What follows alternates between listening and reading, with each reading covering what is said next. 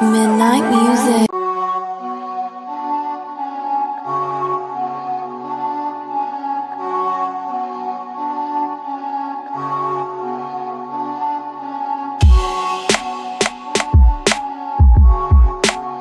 Midnight music.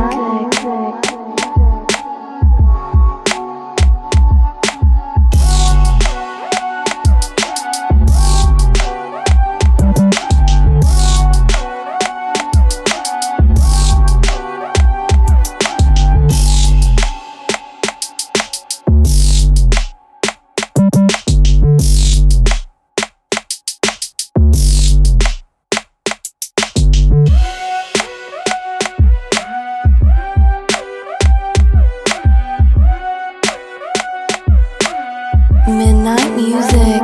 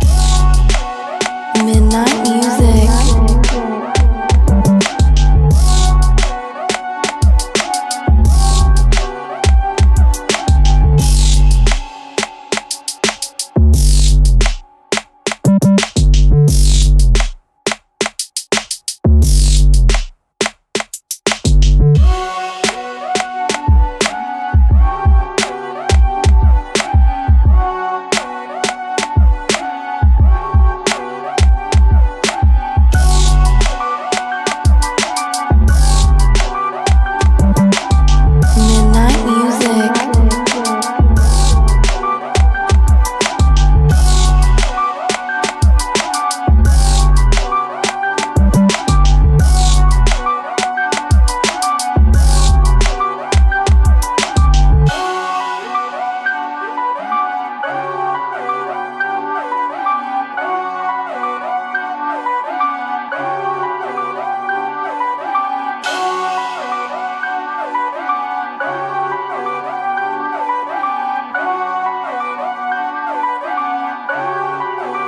Midnight music.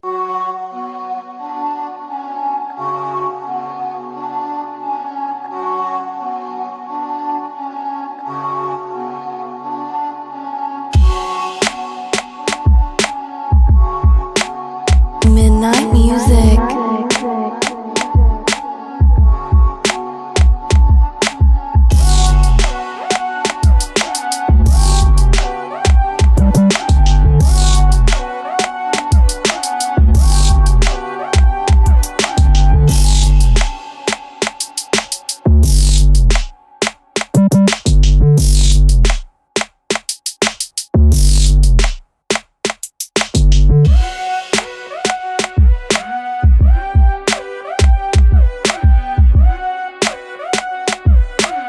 Midnight music.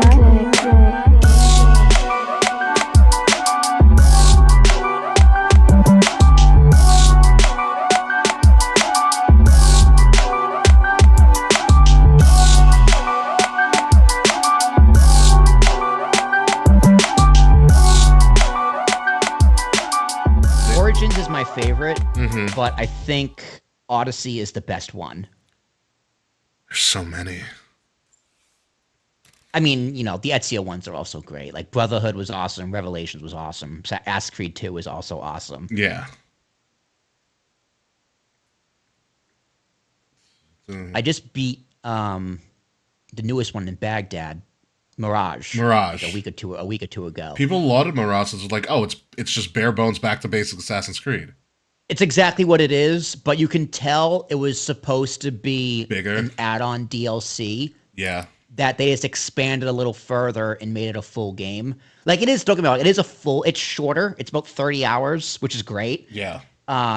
But you don't leave the Animus once. So it's literally just a spin-off. Oh, for, okay. like, no, yeah, It's it doesn't like do the, anything in terms of the actual story. They had a couple of ones like that where they did like a Japan one and they were in like India. There's Oh like yeah, the shorter ones. yeah. One of them was it was like Rogue or something. Not Rogue. It was like an offshoot of It's gonna They bother had me. one that was like a side scroller too. They had a lot of stuff. Yeah. What was it? It's like a list of Assassin's Creed games.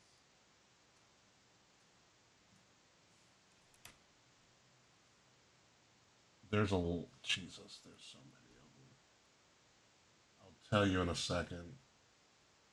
What is the list of games that we had?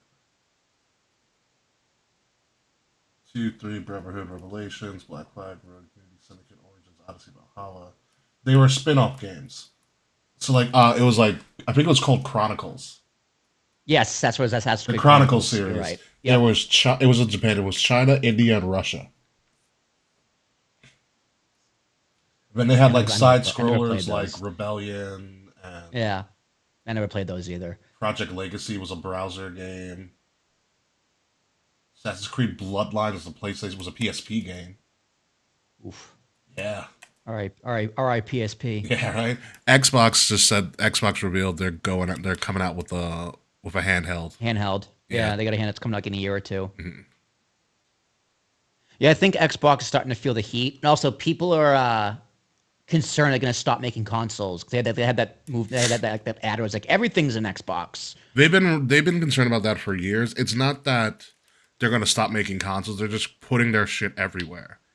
Yeah. That's Feel they're why. becoming a little more mainstream. Yeah, but it's also you can like, if I ever wanted to play any of like my online games on Xbox, I just need to bring a controller with me. I can play it on my computer. I can play it on my desktop. I can bring my laptop and play it. I can play it on my cell phone. All I just need is because all their controllers are Bluetooth. I just put in the Xbox app and I can play it on any screen I want. So I don't have to like bring my Xbox. Your Xbox will have like the best. You'll have like it'll perform the best there. Like I get what they're doing, but I think they're kind of also smart. Like they also like Xbox isn't going anywhere because they bought Activision Blizzard. Yeah, Like, they bought a they lot of own shit. Call of Duty. I mean, it's the best place to play Xbox, like Microsoft games, is on an Xbox. Correct. Yeah. Like, and it always will be because it has the hardware. Like, unless you do it on a Windows, like a PC. Yeah. They're also But they were partnering with I forgot what TV company to put like Xbox hardware in the TV. So you know how you know how like you can have like a TV with like with Google TV on it or Android TV on it. yeah. Same It's like thing an with Xbox, Xbox. like a Microsoft TV. Pretty much. Yeah. I wonder what they put in there though. Probably the graphics or like the It's probably the video processor. That's probably the processing drives. Yeah. That's something that's been in the works. I did like what they did with Call of Duty now, because I just started the campaign for Black Ops 6 because the campaign's actually pretty good. It's 90s, it's 90s, it's 90s during like Desert Storm era. I know that sounds really fun though. It is fun. There's one. That's Black Ops. That's Black Ops 6. It's 6, yeah. I'm not a big Black Ops fan, but I was like, it's the 90s, it's Desert Storm. Like, it sounds kind of cool. Like, one of It hasn't been done. Yeah. That's why it's like okay, Yeah. I can fuck with this because it hasn't been done. Other than like Conflict Desert Storm, which Yeah. came out in like 2003. Yeah. Which that game incredible. Yeah, there's a mission in Black Ops 6 where you have to go and you have to do like espionage mission during a Bill Clinton fundraiser. That's pretty good. That's pretty You good. see, one of the missions I played, it's getting kind of weird now, like the level I just played today. But one of the missions, you're literally like in the Iraqi desert in like a British, working with the SAS in the UK, and you literally like just drive around the desert in a freaking four-wheeler, like going over dunes and like taking out missiles and encampments and stuff like that. And you just ride around the whole map. So it's not bad. I'd rather play Modern Warfare, but what Microsoft did with Call of Duty is that so you have in Game Pass, you can download like essentially the Call of Duty. It's like a hub or an app. So you log into Call of Duty and then they have all these options like Black Ops 6, Modern Warfare 3, Modern Warfare 2, and you can install separate parts of each game. So currently, I just installed the Black Ops 6 the campaign. games are the file sizes are ridiculous. Yeah. So I just downloaded the Black Ops 6 campaign, and then I can take it off. And if I want to go do like the Modern Warfare 2 campaign, I can do that, or I can just download Warzone and do that. Yeah. So it's a pretty interesting thing. I usually just play Call of Duty for the campaign, just to see where it's at, anyways. Yeah, I heard the Modern Warfare 3, one game came out last year, the campaign was ass. It was only like a few hours long. It was which quick. Very upsetting because the Black Ops campaigns specifically are usually pretty good. Yeah, they're trippy, but they are pretty good. And the old MW2 days, you call them Modern Warfare days, the campaigns were fucking awesome. Modern Warfare is my favorite of their series of games. Yeah, I agree. It's getting really tempting. Xbox has a pretty great sale for Black Friday extended. Dude, they never put they rarely put Call of Duty on sale for more than like 25%. NBA 2K25 is already on sale for Black Friday. I can get it for like Get it for like the guy $30. Tatum, he's in the cover? Yeah, Tatum? Tatum's on the cover. Oh, like one of the covers? Yes. There's also a sale on the Black Friday where you can get like 2K, like NBA 2K and WWE 2K for like $50. I stopped playing 2K. I did put a good amount of hours to that game. I think I put like 60 hours in the game. What, NBA? No, WWE, which is respectable. 2K24 or 24. the Cody one, right? Yeah. Okay, yeah. I never beat the WrestleMania mode, but Oh, you didn't? Is it that hard? dude, I pretty much exclusively did the My Faction for like 60 hours. You do love my faction. And I did a lot of the career mode. I like there was two careers, men and woman. Yeah. I thought that was really and they have clever. different I did most of storylines, the right? men's. Yeah, I should go. You're gonna make me want to play that fucking game again. I might go back into it. Surprised you never got into GM mode and just like booked your shows. Yeah, I couldn't get into GM mode. It's too much. Like I'd rather just do the wrestling than like plan the wrestling. It's too much work. Yeah, honestly, yeah. Well, it is. you can It's too much work. also play the matches if you wanted to. Yeah, like I get the appeal. Yeah. Don't get me wrong. It's just not for me. Yeah, no, it's fun. Charles and I go hours on that game. Yeah, it is. It probably would be more fun if I had more people to play it with. Mm-hmm. If they ever do like a cross-platform online play for GM mode, I'm getting like Yeah, I would do that. I'm getting a bunch of people. Be like, yeah, let's go week by week. I mean, there's no reason they shouldn't do crossplay. Like most games can do crossplay now. Yeah, they do crossplay, but GM mode has never been an online feature, which I think is a total misstep. So how do you and Charles do it? You just do it. So Charles bought it this year, and since I also have PlayStation, he can do what's known in PlayStation as like share play. Oh. So essentially, okay. he screen mirrors his game, and then I can just take over. Oh, so you don't do it. You don't do it together. You do it like side by side. It's not like you're like in the same lobby, but you're like No. watching each other play. No, kind of thing? I'm watching him play, but I can also take control of his game. Oh, that's Yeah. interesting. It's a share. That's really play. cool, actually. That's how we saved money, because he bought the game and I didn't. So you only play GM mode. Oh, okay. I gotcha. I gotcha. Yeah. Okay, that's cool. And That's then cool. And then it actually became free on it was like a free game of the month. So then I got it on PlayStation. I mean, Xbox also has Game Pass though, so like they're never gonna do it on Game Pass consoles, is 'cause Game Pass is such a amazing. solid deal. Yeah, you're never beating Game mean, Pass. It's becoming like a they're putting these tiers now. Well, I mean, I saw- PlayStation had tiers as well. Yeah, well, PlayStation never had good online stuff anyway, though. Yeah. No, Xbox had the tiers because you have Ultimate, you have like Xbox, you have console Game Pass, you have PC Game Pass, and Ultimate is both of them. Yeah. Which I have Ultimate because you can just do more with it. Because like the higher tier has the newer releases, right? No. If you just have console, you'll get all the console stuff. But you have Ultimate, you get pretty much the You get everything. You get everything, yeah. And they also have like random perks when you on all the tiers. So like you can get random like in-game like currency for random games a month. Yeah.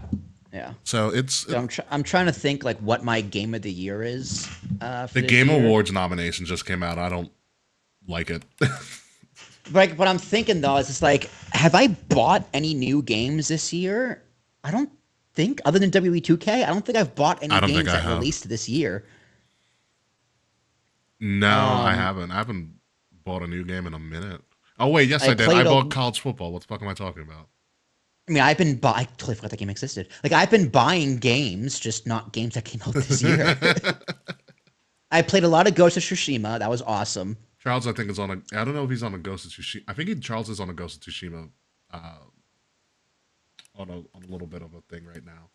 The only problem with Ghost of Tsushima is that it makes me never want to play the Assassin's Creed in Japan because it's not going to be half as good. And again, that's not Ubisoft's fault either. It's just a different type of gameplay. Isn't it been a different like? Isn't the Assassin's Different Creed eras, Yeah, too. different eras. Yeah.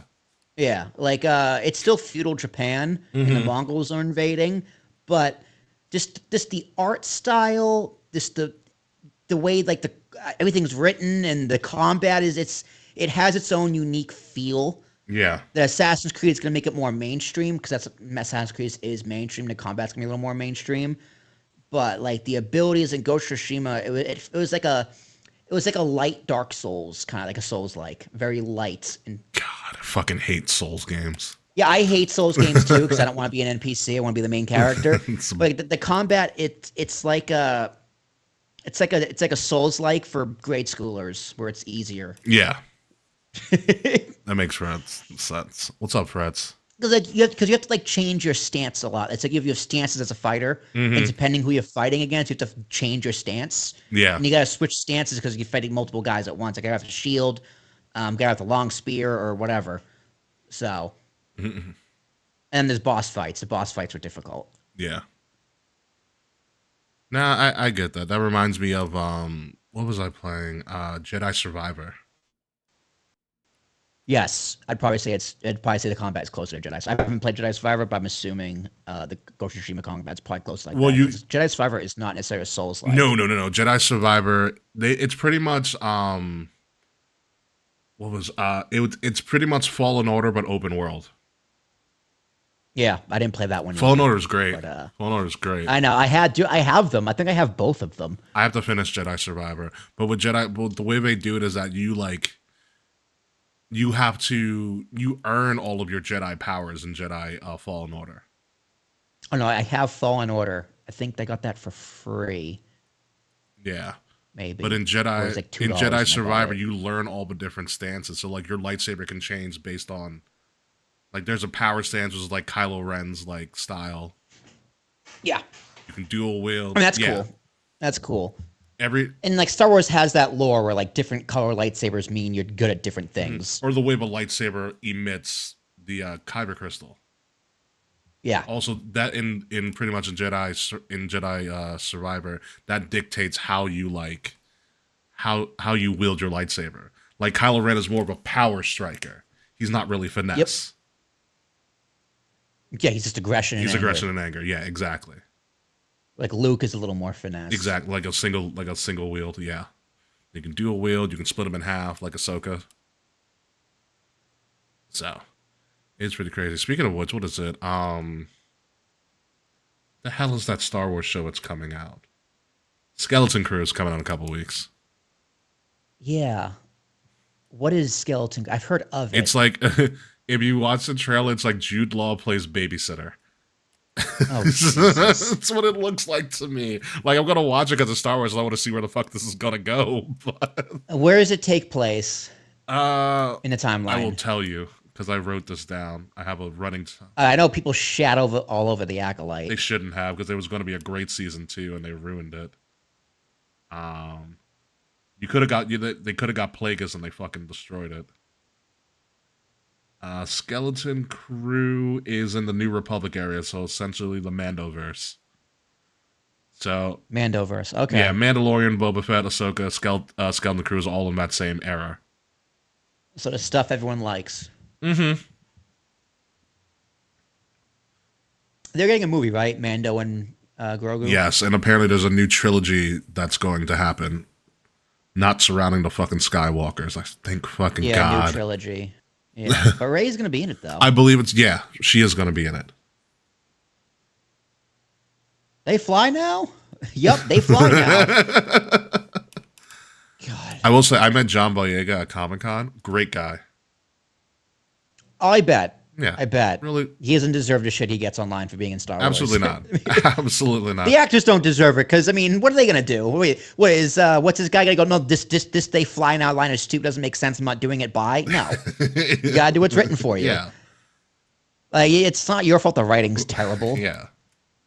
That is the one good thing about Deadpool movies is since Ryan Reynolds essentially wrote most of the movies that they did, he also made it a point to have the writers on set.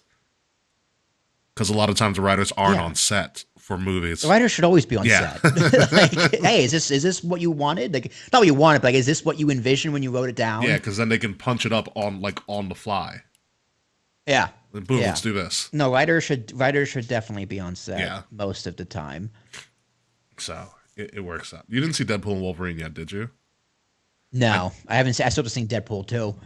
You haven't seen Deadpool. I gotta take a weekend and just watch all 3 of them.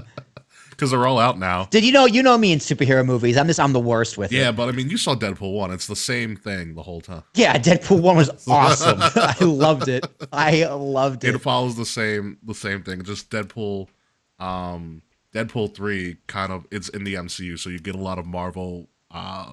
He shits on Marvel a good amount. Yeah, a lot of funny stuff. Well, I gotta cash in my chips wisely. I was gonna be like, okay, I gotta take Jazz to see Wicked, which I don't want to see. I gotta take care of her movie she doesn't want to see. So it's gonna be Deadpool, Wolverine, or War of the Rohirrim. I went with the Rohirrim. So I chose. You're not my gonna battle. see Gladiator 2? Nah, Gladiator 1. I mean, Gladiator 1 was fine. I know people say it's a masterpiece, but like it's fine. Yeah. I don't dislike Gladiator 1, but did it need a sequel 20 years later? I don't think so. No. I don't think so either. At this point, just call it something else, right? They're only calling it Gladiator 2 to get people in the theater. That's it. Yeah, that's that. You're absolutely correct. So I heard the movie's like I heard it's good, and it's Ridley Scott, so he came back to do it. So again, in that case, it makes sense. But I heard it's good. I heard it's great. I heard Denzel is absolutely phenomenal. I'm not surprised by that. And the fighting scenes are out of this world. So. I mean, if it's a good movie, I mean, Hollywood's in a tough spot right now, man, because it's very hard to get people to theaters with something that isn't a massive franchise. Yeah. And every massive franchise kind of feels the same, where the dialogue has to be quippy, the action has to be crazy, and then everything else be damned. Yeah. Which I think where South Park says, put a chick in it and make it gay. That's why I think you're gonna love Deadpool and Wolverine. They do. The big question in Deadpool Wolverine, which he totally like questions in the opening dialogue, he's like, I know what you guys are thinking. How are we going to do Deadpool and Wolverine without ruining the legacy of Logan? It's a great question. It's a great question. The first thing that comes out of his mouth. I mean, to be fair, that's what a lot of people were asking. I was thinking, I was like, Wolverine ended on such a perfect note. But if you're going to bring him back, it makes sense for Deadpool because it's self-aware, right? And it's like, is it canon? Like, who cares? You know what I mean? Like, it's a comedy. Who cares? Yeah, no, it's a fantastic movie. I was watching like the making of, and Ryan Reynolds that was like the last thing he pitched. He kept on pitching a whole bunch of different stories, and none of it was like fitting. Apparently, one of the sticks he wanted to do for Deadpool 3 was pretty much a reveal that Deadpool was in the MCU the entire time, and showing like scenes that they cut out where he was there. It's like you know I'd seen an Endgame where it's like all the female superheroes were all like lined up for that one panning shot. Yeah, and then he comes like, in. Deadpool's just there. Just walking with them. He's like, what? Yeah, no, I highly recommend you see it at some point whenever you get to it. But anywho, ready to talk about the scraps? Yeah, it's the scraps. I love we're calling it the scrap. That's so fun. All right. Oh wait, shit. I gotta hit record again. Yeah, get the music ready. All that hot stuff. Yeah, the buttons. I forgot I zoomed out so far. All right, delete this shit. All right, I'll record the backup because my latency fucks up again. Rich, you need to see more Five. movies. 5, 4, 3, 2. No kidding.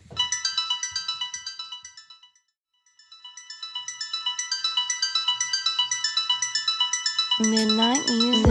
Coming up this week on Kings of the Rings podcast, it's you really sit through that Tyson and Paul match and thought you were going to get some entertainment. Welcome back to Real Sports Entertainment. Ladies and gentlemen, King Rickie and Willy T are going to talk about AEW going into full gear this weekend in New Jersey. And if there's one thing that you should know, that you never go full gear in New Jersey. Plus, WWE plans to storm Los Angeles for their first live action Raw on Netflix. And oh yeah, the women's US title picture finally kind of has a tournament of sorts. All of that and more on episode number 394 of Kings of the Rings podcast, exclusively on Wrestlatic Radio, and it starts right now.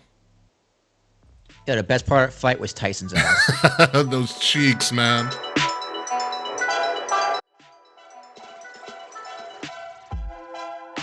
Midnight music.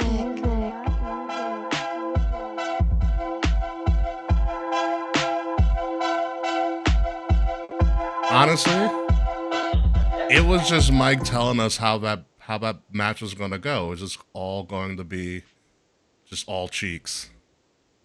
Yeah, I mean, he had fucking a leg injury. He couldn't move properly. Yeah, there was a lot of the contract for that match apparently was really wonky. Yeah. It was a disappointment. But what'd you expect? The guy's 58 years old. Yeah, and he almost died in June, but it is what it is. Ladies and gentlemen, welcome to Kings of the Rings podcast, episode number 394. I'm your host, King Rickie Rose. Thank you guys for joining us. We are live currently on Facebook, on Twitch, and on YouTube. Thank you guys for joining us. If you guys like what you are watching, or if you're listening to us a couple of days later, please hit that like button wherever you are kind of consuming this wonderful, wonderful content. The links to all of our stuff and all of our social media is in the description below. With me, as always, a man who I can probably say in confidence is officially broke as a joke. Willy T, how are you? Oh, no, I'm not broke. Who said I was broke? I know what the purchase you made. Oh, that, yeah, no, yeah, I am pretty broke. Yeah, you put it like that. I kind of forgot I paid for it like 6 weeks ago. But what are you gonna do? It's me. It's Willy T. And when I said that Tyson Jake Paul fight, I go, that's why I watch wrestling. My big super fights are scripted, so I'm never disappointed. Well, not never. WrestleMania 20. Yeah, I'm disappointed often, but neither here nor there.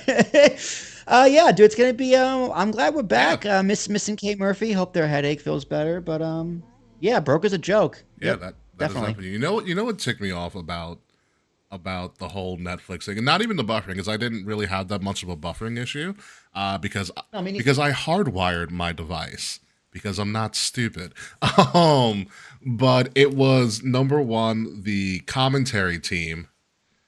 Awful. Morrow. Okay, scratch that. Morrow. Amazing. Outstanding. Yeah. The woman, I forget her name, Perez. Oh, Rosie Perez, like 90s legend Rosie Perez. Yeah, she just didn't know anything about anything. And who wanted Cedric the Entertainer? Yeah.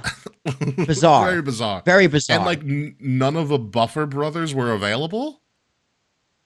Yeah, I was wondering that too. Like, I was expecting Bruce Buffer, but no. Like, at least Bruce Buffer just for the main event. Seriously. Michael Buffer. Michael Buffer just for the main event. Bruce Buffer is in a no compete with UFC 100% for sure. I think the best part about the pre-show is I was going back and forth between SmackDown and Netflix. My friend Sam came over. You know Sam from Jersey Sam. Yeah. He came over. That's how we watch it because I don't have Netflix yet. Was when they interviewed Shaq, and he was like, me and Gronk are going to do a professional fighters league for like former and current athletes. And Gronk was like, yep, we're going to do that. It was like, did Shaq just make this up on the fly? Yep. Yes, he did. Because Shaq is, I kind of wanted the inside the NBA team to do the pre-show. Like Charles, Chuck, Kenny, and Ernie Johnson. They could do the pre-show for the puppy bowl, right? Like, no matter what they're pre-showing, it's gonna be awesome. Yeah, like the Miss Universe, everything. They should just pre-show and post-show everything. Absolutely. Thank God they got saved. They're gonna be on ESPN next year. Oh, thank God. They made a deal. They made a deal with the NBA. Yeah, dude, there's so much money to be made there. Yeah, so very, very, very much good for him. But let's go into real sports entertainment, not any of that BS you saw on Netflix. Although we are going to have to be talking about Netflix because Lord Almighty, that stream for a lot of people was ass. And we're not talking about Mike Tyson's ass, but before. Actually, let's go to that right now. Yeah, Netflix has just announced, WWE announced alongside Netflix that the first live action WWE Raw on Netflix is going to be storming your way on January 6th at the Intuit Dome in LA. I see what you did there. You're welcome. You're welcome. I've been holding on to that one for a while. It's like when I saw the announcement that they're like January 6th, like, no, that's got to be a typo. That's got to be a typo. And I was like, oh, no. Please tell me that's a typo. I was like, nope. It is January 6th. Scheduled for the first ever live action Netflix. John Cena, of course. CM Punk, Roman Reigns, Cody Rhodes. So it's going to be some sort of crazy super show. Also, for the first ever live action Raw on Netflix, you're going to get a performance by Travis Hunter Travis Hunter, the guy we saw at Fanatics Fest in the Rey Mysterio mask. Oh, okay. Yeah. Right. Yes, Travis Hunter. Oh, that Yes, guy. That guy. Yes, he was also presented with a updated version of the Hardcore title, which was interesting, as well, and. Music by Travis Hunter will be the new Raw theme music going into next year. Cool. Yeah, so I mean, one of Travis Hunter's songs is also kind of the working theme for WrestleMania as well. The Fiend song that we heard is also. Now you know Trips was watching that Tyson fight, and like after it was over, calling someone on Netflix like that's gonna be fixed. Raw. I mean, because God knows how many millions of people watch that fight that aren't going to be watching Monday Night Raw when it's live. Well, they said it was like 60 million worldwide. Sure. Mm-hmm. I could believe that. So yeah, Raw's going to have like a 1/12 of that if they're lucky. Yeah, watching it live, so they should be totally fine. One thing I am concerned about though, because I'm pretty sure that the pay-per-views are still on Peacock for America. Yes, for America. Yes. So I don't like how WWE is going the route of the NFL, meaning like their licenses are across 4 different streaming platforms. Because like Netflix has that football game on Christmas Day too. They have 2. And sometimes Netflix is on NFL's on Amazon. TV. Sometimes it's on HBO. Sometimes on Amazon. It's just like, guys, especially with wrestling, when they have the library, it's like, is the Raw library going to come over to Netflix, but the SmackDown and like WCW is going to stay on Peacock? Like, what the fuck is happening here with all these rights to the content? Yeah. Like, God, fuck me, dude. Like, put it all in one place. Yeah, like, I understand WWE wants multiple licensing deals to make that billions of dollars multiple times. So from a business perspective, I get it. But from an organizational standpoint and like where all the content is going to be, disaster. It's a complete disaster. Yeah, I know that this is something we discussed when they had the new slew of rights deals, that this might be just a temporary thing until they're out of their contracts with like Peacock and stuff. Like I think we predicted that within 4 or 5 years from now, everything will be on Netflix. Because probably, and I hope so. But if that was the case, like, didn't they just do a SmackDown deal the same time as the Raw deal? For USA, yeah. So I think this USA. So why didn't Netflix just get them both? Netflix did get them both. So everybody outside of the United States is WWE's on Netflix for everything outside of the US. We're the only country that has these multiple deals. God fucking Christ. Yeah. So I actually have the press release for when they're talking about this Raw on Netflix. They said, in addition to Monday Night Raw, Netflix will bring WWE's electrifying content to audiences outside of the US, including SmackDown, NXT, and premium live events such as Mania, Rumble, SummerSlam. These events can be seen on Netflix starting January 6th in most international markets around the world. So that's what's happening around the world. When we're going to get it, because I believe that the NXT and the SmackDown deals are about within 4 or 5 years. Because remember, the Netflix deal for Raw is about 10 years with an opt-out at 5. So at that 5 year mark, when those other two contracts are up, I predict everything will move. So by like 2030, everything will probably be on Netflix. On the States. Yeah. Yeah. Fretz is saying in the chat everything will be on Netflix in Canada. Yep, that's exactly true. Which, God, I am very jealous. Yeah, one-stop shop. A one-stop shop. Because, yeah, like now that I have to be subscribed to Peacock just for pay-per-views, and like if I want to watch Nitro and ECW, now it's just annoying. And I have to watch Raw on Netflix. Yeah. They're also it just doesn't make any sense. They're also saying that many of WWE Raw's top moments will be available to watch on Netflix plus select programming and historic PLEs also available outside of the US from starting January 1st, 2025.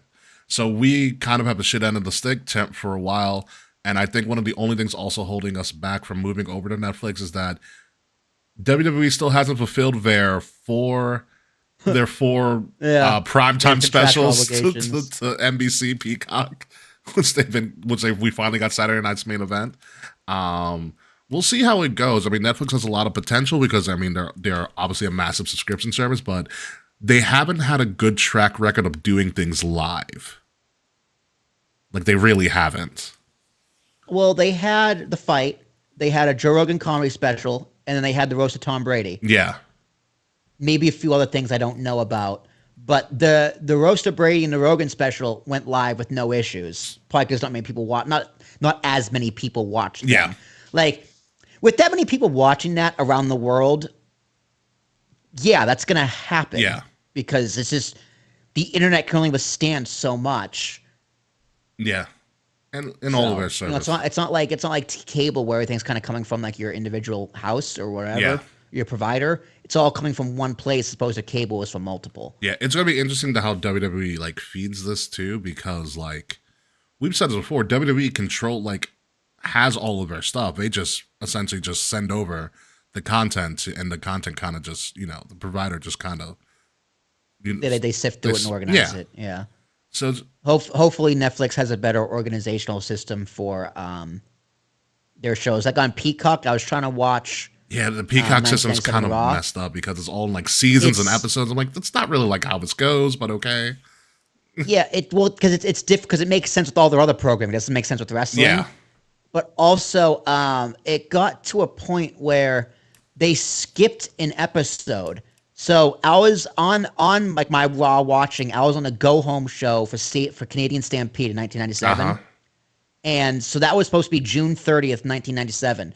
But I put on the June 30th, 1997 episode, and it's actually the next episode. It's the day after Canadian Stampede, but the date is not the same. It's the wrong date, but it's the wrong date and the wrong show. Oh boy. So I'm like, what is going on here? Why is this episode of Raw just skipped?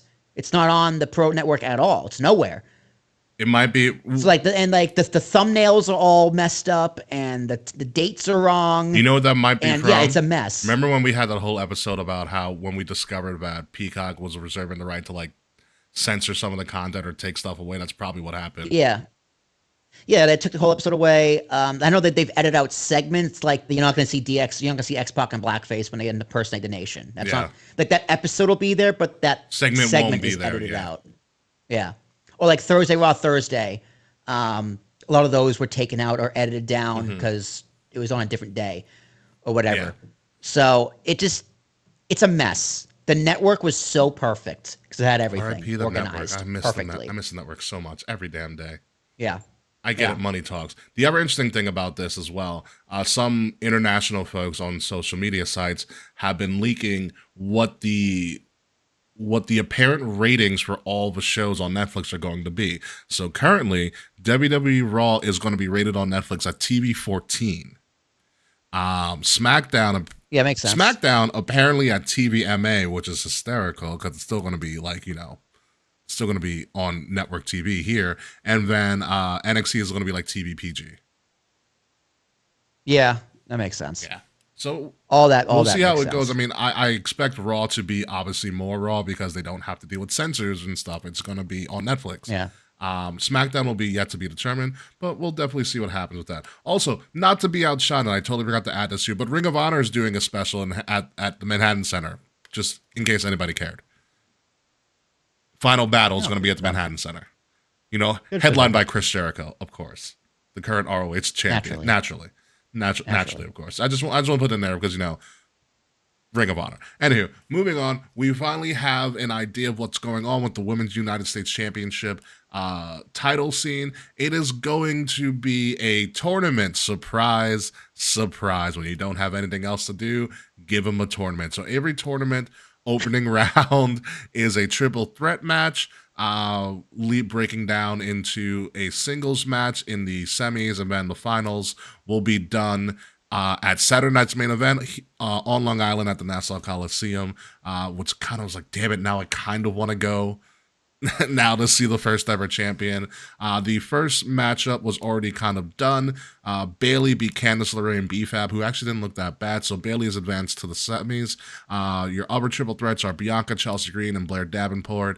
Then you have Jade versus Jade, Michin, Mia Yim, and Piper Niven. And then Naomi, Tiffany Stratton, and Elektra Lopez. So Bayley already advancing.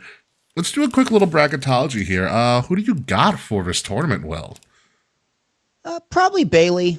You want to give the first one to someone established, right, to kind of set the path for that belt. And Bayley's been there forever. She's the only one left of the 4 horsewomen that's active right now. Until Charlotte returns. WWE. Until Charlotte returns or Becky comes back.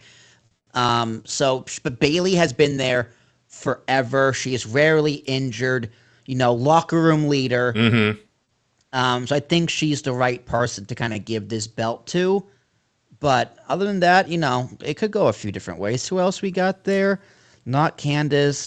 She already Candice lost. and BFAB lost to Bayley. They're all triple threats in the opening round. So is that Naomi on the right? No, did they have that match too? Naomi, Tiffy, and Elektra. That did not occur yet. Oh, Tiffy has the briefcase. I can also see Naomi taking it. Same reasons, right? She's been there forever, locker room leader. Be a great way to cap off her year back. Yeah, very consistent. Been back a full year. And then you also have, don't you also have Jade, Mia Yim, and Piper Niven on the top right, yeah. No, Jade has the tag belt, though. Yeah, I'm going to go with Naomi or Bayley. Established stars. It makes the most sense. Yeah. So for me, I think Bayley's in. I don't think you give it to Blair, but I actually think Chelsea Green advances over Bianca. So I think Chelsea Green advances. Because you have Jade and Bianca, and they're doing a lot of work with those tag titles, and I don't think this tournament is set up for them to break up. A lot of people are thinking, oh, what if you get Jade and Bianca in the finals? I don't think that's actually happening.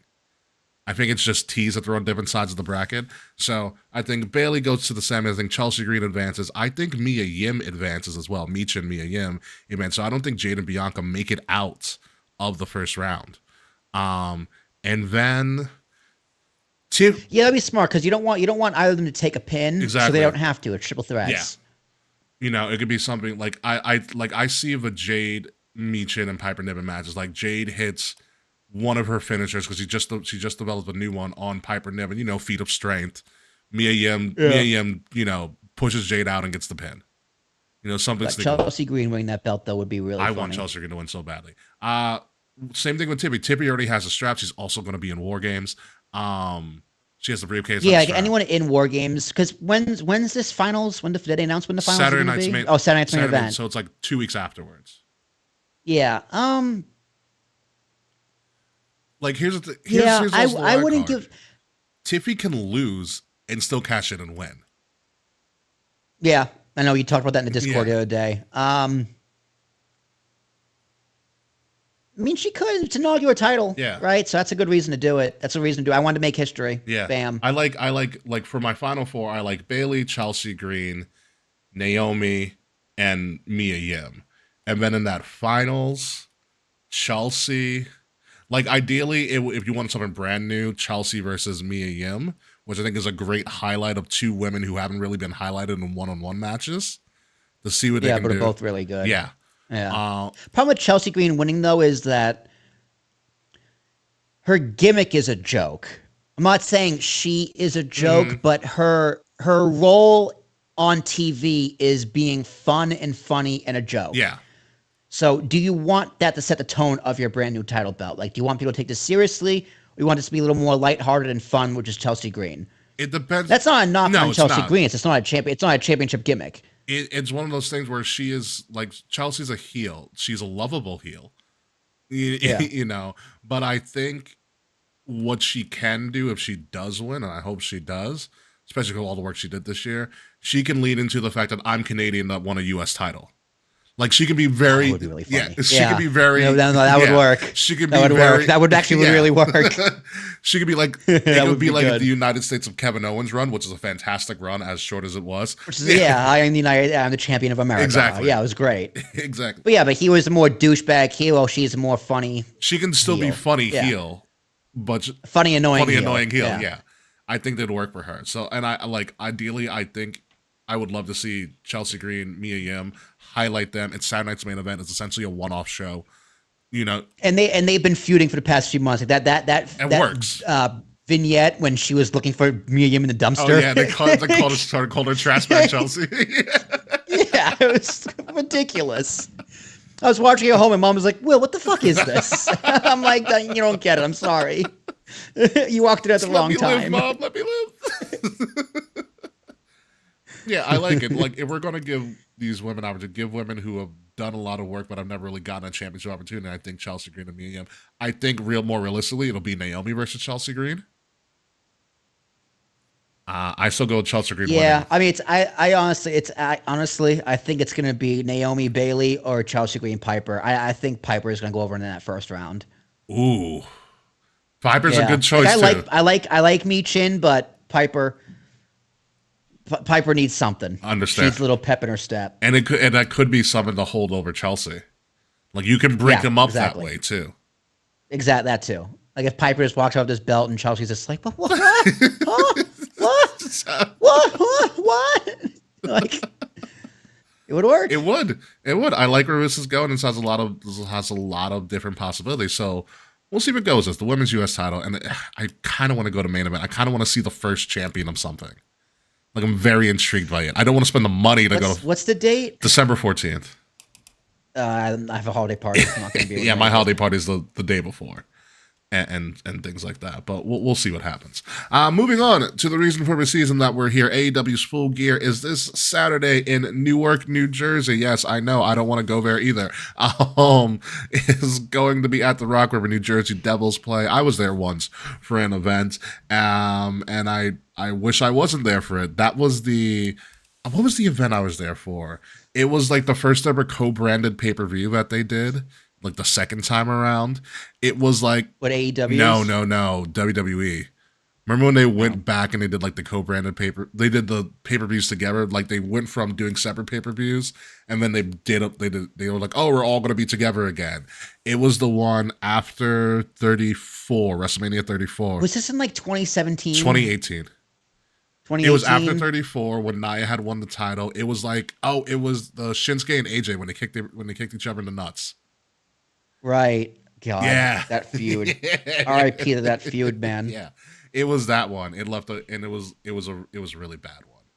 It's a really, really bad experience. The last time I was at the Rock. It's what Newark deserves. I don't know what it is about Newark, dude, but the whole city just smells. It is a stinky city. Yeah. Yeah, it's bad. Anywho, Full Gear's going on. So we're gonna go through this. We're gonna do some predictions. Will, I believe you are still leading because we did not do Crown Jewel because you were away. Yeah, you got. I totally remember. It's like, yeah, they didn't ask me my. I was watching Crown Jewel. It's like, oh yeah, Ricky didn't ask me my picks. Yeah, I forgot. Yeah, you're still in the lead by 8, actually. Wow, that's a big lead. That's like a whole card. It's a whole AEW card lead. Yeah, with not much left to go. We got Survivor Series, we got Deadline, we got World's End. So you got three more after this. Oh, I'm in a comfortable lead. What's the magic number now? What's my magic number? I don't know what the magic number is, but we're definitely going to find out. So the first event on this card is the AEW World Championship. Jon Moxley is putting his title on the line against Orange Cassidy. So ever since Jon Moxley retired Bryan Danielson, he has, because I know you don't watch AEW and I've been following a little bit more, Jon Moxley has, tell me where you've heard this before, started doing a hostile takeover of AEW. Why? I thought that's what the Young Bucks were doing. No. The Young Bucks are the EVPs. I thought that's what the Bullet Club was doing. I thought that's like what half the storylines in his company are. No, I'm in charge of the company. So the Young Bucks have pretty much like separated themselves and have taken their ball and gone home while John Moxley runs rampant Again? with this hostile takeover of AEW. So, and John Moxley's group is called the Death Riders with Marina Shafir, Willard Yuta, and Claudio Castagnoli. We're having a combat club.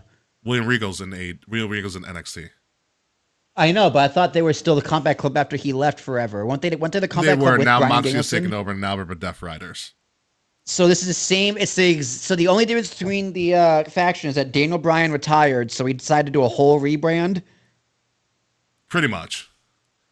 Great. It's also like Love if watching AEW, it's like, oh, Death Riders versus Team AEW, and all of a sudden it's like, oh my god, this is just NWO all over again. They should just call them aces and nines. You know how bad it got? So they had a whole fight between AEW, like originals or whatever, and the Death Riders in the middle of the show. I was like, why didn't this end the show?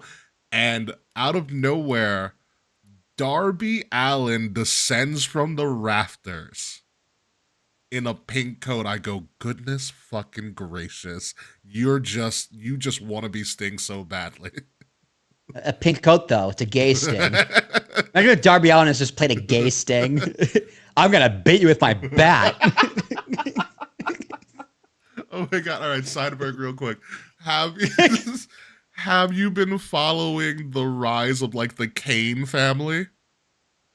The Kane family. So there are people Glenn on Jacobs? There are people on the indies who are doing variations of Kane. So there's there's a character called Gain, which is gay Kane, and like it's the Kane suit but in rainbows. Okay. There's Blue Kane. There's a Kane who has whose suit is all white and his name is Cocaine. Cocaine. I think that's all of them for now. Like the Kane family is a whole thing. I love it. I love it. Keep it. Give me more. Feed me more. More Canes. So there's a whole family of Canes out there. But anywho, Orange Cassidy representing AEW is going to try to stop John Moxley from his whole hostile takeover of AEW. And unfortunately for Orange Cassidy, he's about 3 years too late because I still can't take him seriously, even though he's cutting more generic promos now. God, I think mine would be Candy Cane. There might be a Candy Cane. I'm not sure. It's just a Willy Wonka gimmick. Come with me and you'll be pinned to the count of 1, 2, 3. Actually, raise my hand, I'm the man. That's actually pretty good. In victory. You gotta write that one down. Dude, I don't need to. It's all on top of my head. Yeah, so I'd be Candy Cane. Yeah, I mean, but anyway, Orange Cassidy. Orange Cassidy needs an evolution because there's only so much that fake kicks guy can go. And now that he's been mainstream on mainstream television for what, better part of 4 years now, he needs to evolve into something a little bit more. Mm-hmm. But if this more is going to be a little more generic, I don't know. It's tough. Like Orange Cassidy is a gimmick that works so well on the indies. Oh, it's perfect for the indies. It just it's hard to translate into primetime. And it got over. It worked for a while, but after a while, there was a Candy Cane wrestle. Thank you, Fred. Yeah. I don't know. Like, what's his motivation? Like, he wears denim more. Okay. His motivation right now is he's going to save AEW from the Death Riders. He's stepping up, cool. Even though he doesn't want to, even though he's not a one to step up. He has to be the one to step up. God, is he the hero AEW needs, but not the one it deserves? Is he Batman? Yes, kind of. he's a denim Batman. Is what he is. God, and John Moxley over there looking like Tommy Pickles going through a midlife crisis. Yeah, he actually looks like he's gotta poop, but he doesn't know if he's already pooped yet. Like, you see that face on him right now? Like, he looks like I've got to take a really bad dump, but I think I might have done it already. He looks like Cesaro with alcoholism. That's a good one, actually. That's a really, really good one. But yeah, Cesaro got fired from AEW and just went straight to the pub and didn't leave. His wife took the kids. It was really funny. I think on Dynamite, John Moxley was cutting a promo, and obviously they got some of the crowd banter. Someone literally yelled while Moxley was promoing, "Go back to Roman." Go back to Roman. So I do like scrolling Facebook, and it's like these fake wrestling memes. It's like John Moxley returns to be the fifth man in War Games. And it's the Shield fist bump. It's just a bad Photoshop. It was like the anniversary of the Shield the other day. It was, November 18th Some or shit 17th like or that, something. yeah. Wild, 12 years. Absolutely. But yeah, I see Mox. Moxley takes Mox this. is running with this for a little bit longer. Yeah. Yeah, it's nothing need to be said there. I hope it goes well. I'm not really excited for this pay per view. There's only like 1 or 2 matches I'm kind of excited for. Everything else, I'm like, yeah, okay. Moving on. The team. It'll be a great match. I think it's gonna be fine. Yeah. The TBS Championship, Mercedes Moné is putting her title on the line against Chris Statlander, Long Island's own Chris Statlander. Chris Statlander is only relevant when it comes to the TBS Championship, apparently, because she can't go higher than that for some odd reason. And Mercedes is just full heel doing what Mercedes does. There's no rhyme or reason to it. I think Mercedes almost ran over Chris Statlander 1 week on Dynamite, which is kind of funny. And then Chris Statlander speared her through a fake wall backstage last week. Who's that behind Mercedes? Who's That's that with Camille. her? That's her heavy. Nice. Yeah, who Statlander beat the other week. So like there's something to this feud. I just don't see Statlander's character being strong enough to beat Mercedes. Like, Mercedes' character is all in your face, all about her, like very boisterous, very heelish. What you would think somebody who named Mercedes Moné would do. But I just don't believe Statlander as much as a babyface. I don't know if it's the way she cuts her promos or something. It doesn't work for me. Like, she's a great performer. Will and I used to watch her on the indies. Like, she was the alien with pointing and stuff. You know, like she had something go. Yeah, she booped people. Yeah. The other thing that I found interesting before, as I was researching before I did the show, is that Mercedes Moné and/or Sasha Banks has never had a title run go over 200 days. Whether in WWE or AEW, she's at like 194 at the time of Full Gear. Because she had that back and forth with Charlotte a lot, so they could pad both of their title champions. Yeah. Their champion count. So that when Charlotte comes back, it's a 7-time champion, Charlotte Flair. Yeah. I mean, don't get me wrong. I loved that feud. They were fun. They were creative. It was. No, that actually was really good television. Because remember, like that last woman standing match where Sasha had her in the bank statement in the in crowd, the bank statement, and like in against like the guardrail or something. Yeah, I was like the handrail. Yeah, yeah, I was like, that was amazing. Yeah, I mean, no, it was a great feud, and they ended in a Hell in a Cell. Yeah. But yeah, Sasha's like what? Sasha never had a title defense until 2020. Something. Oh, a successful one. Yeah. Successful title defense until 2020. Something like that, crazy. yeah. So it's a shame because she is. I mean, she was and still is. Well, at least was in WWE the Shawn Michaels of the women's division. She can do anything. Yeah. If I watched her now, I'm sure I'd say very, very similar things because the talent has definitely caught up to her, but she's still above and beyond one of the greatest female wrestlers of all time. Yeah. So is she acting like the mid card champion who thinks she's the main event? Yes. Perfect. Yeah, that's her character. She's keeping the belt. Yeah, that's fine. That's what it should be. I like I said, I think she's keeping it. Like, you got to find somebody, like, she's hated, but she's not hated. It's one of those things, like, she's hated by people, but she's not hated enough in character to be like, I want someone else to go up her. And I don't think there's no babyface built up enough in AEW to like be like take out Mercedes. You know what I mean? Well, does she have X-Pac heat? Like, is it good heat? I can't tell. I can't tell if they don't like her character or they just are finding an excuse not to like her as a person for like no discernible reason. So you know what it is? They want her in WWE. That's what it is. They want her in WWE. That's what it is. You know, so we'll definitely see what happens. I mean, even Britt Baker's not even built up well enough to even take out Mercedes. Because she's so nice in person. Oh yeah, she's absolutely great in person. Like in an interview, she's very humble. Like, I don't see her having a massive ego in person or being difficult to deal with backstage. Yeah. Yeah, and I think it's one of those things where a lot of people a fair amount of marks aren't able to discern the character from the person. Like in meeting Mercedes like a year or so ago, I'm like, oh, you're actually a wonderful person. You just play a bitch on TV because that's just the character you are. Well, it's funny. The people who play the assholes on Or TV like the are nicest typically really people. good people. And the people who play the really nice people are typically the assholes. Yeah. So it's good. Yeah, I don't see Mercedes dropping this. And congratulations, it gets over 200 days with that belt. So there's that. Moving on, we have a TNT title, Jack Perry, who's the most emo person alive, versus Daniel Garcia. Do you know Jack Perry shows up to all the AEW events now in a spray-painted all-black short bus, like a small bus. Where he belongs. And he spray-painted on its scapegoat. This dude's too online. Like I love how they used his whole thing from All In a couple of years ago, and how he essentially kind of like got demoted to New Japan for a while and was named the scapegoat as like the story. Like it's actually a brilliant idea, you know. But something about that is not hitting. Daniel Garcia is doing his best, but I think it's also one of these issues where I don't see Daniel Garcia being built up as a babyface enough to take out Jack. AEW has a babyface problem, it seems like. Yeah, they do good heels.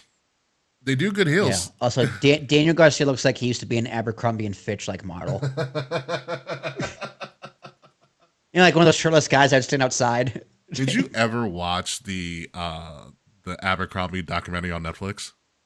No, I saw the trailer though, where it looked pretty bonkers. I was like, I'm going to skip this one. I don't want to be depressed. Kind of nuts. Yeah, what's probably fucking wild.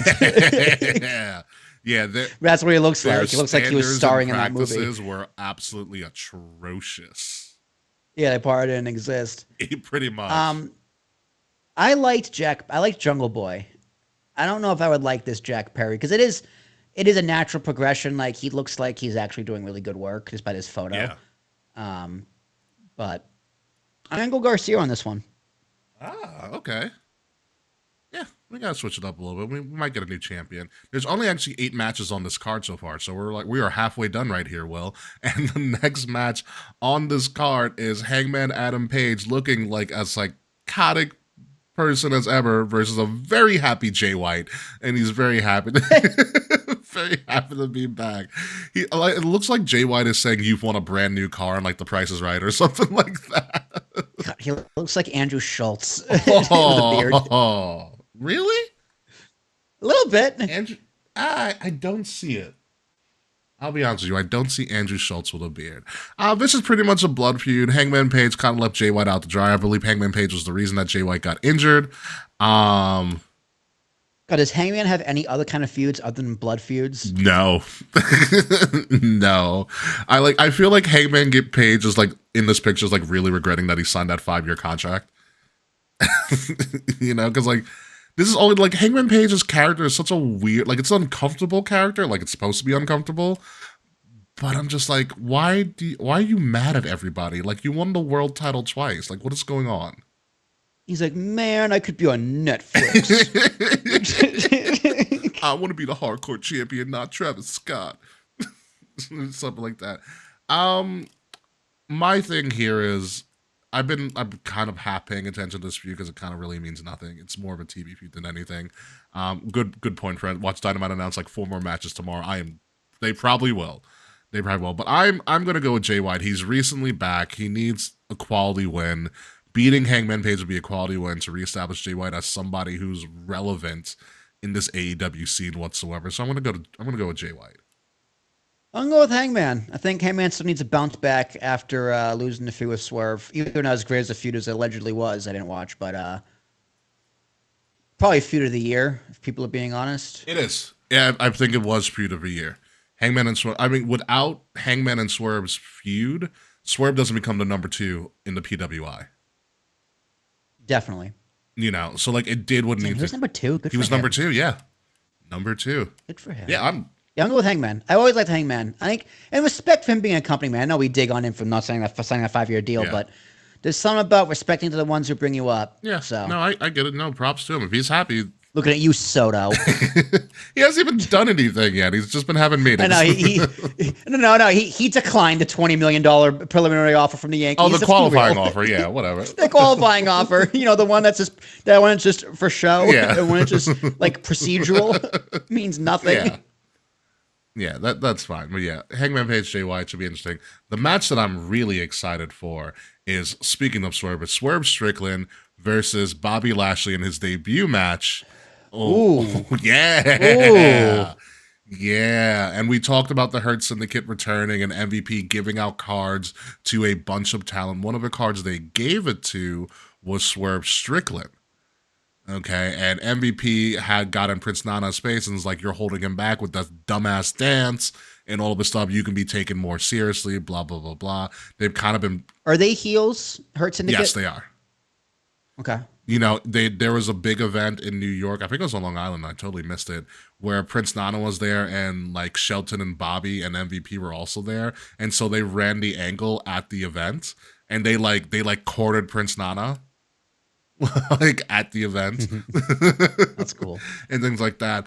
So Swerve had an offer from MVP and them, and Swerve declined it to stay with Prince Nana and be loyal, like we were just saying, loyal to the people who helped bring you up. And they had a problem with that. So that's the entry point. And it's Bobby versus Swerve, which I'm super excited for. I don't know how this is going to go. Conventional wisdom says Bobby wins because it's its first match in the company. And you need to establish the Hurt Syndicate as a threat more than outside of the ring, which was kind of what WWE's problem was. Yeah, you need he needs to win by shenanigans by adding a new member to the Hurt Syndicate. I agree. I have no idea who that's going to be, but Swerve can eat an L here, and then the chase is on. Yeah, absolutely. Absolutely. This has been... You need the heat for the babyface to overcome. Yeah. So this is the place to do it. This is my favorite feud going on in AEW. It has so much depth. It could go a lot of different ways. So they've been handing out cards everywhere. Like Mercedes got a card. Leo Rush got a card. One of the members of the Acclaimed got a card. If you're black, you get a card. I forgot. They've been just handing out cards to everybody. So I do believe someone is popping up and screwing over Swerve. Yeah. For this. Hangman. Hangman MVP's like, thanks for the card, MVP. Something like that. Just like totally out of left field. He becomes like the Owen Hart of a Hurt Syndicate. God. Jason Sensation. He's going to join the Hurt Syndicate. So we're both going Bobby here? Yeah, I'm going to go, yeah, both going Bobby here. Have you looked at Bobby's social media yet? So no, it's raving. No, I'm sure it's great. Was I raving about this with you?